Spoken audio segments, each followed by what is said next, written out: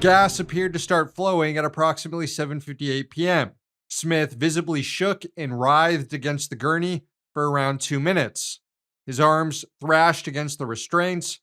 He breathed heavily, slightly gasping, for approximately 7 more minutes. At one point, his wife cried out. At 8:01 p.m., a correctional officer in the execution chamber leaned over Smith and examined his face before stepping away and walking back to his post.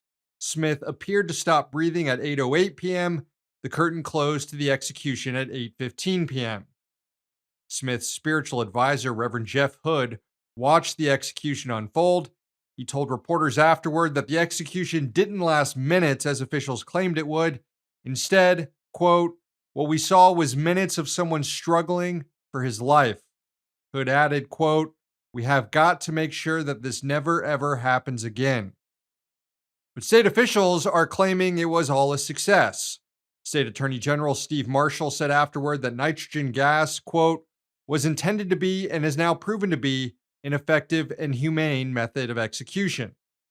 And when Prison Commissioner John Q. Hamm was asked about the minutes of convulsing and writhing, he claimed that it all appeared to be involuntary.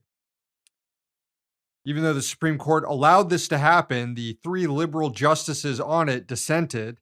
Justice Sonia Sotomayor wrote, quote, "This court yet again permits Alabama to experiment with a human life." Real sick country we've got here. Hey, thanks for watching. Hit the subscribe button so you don't miss any of our new videos. Also, if you want to see Means Morning News in its complete form, not just the clips we post here, head on over to Means TV and get access to all our new episodes and our entire backlog, plus tons of other great movies and original TV shows.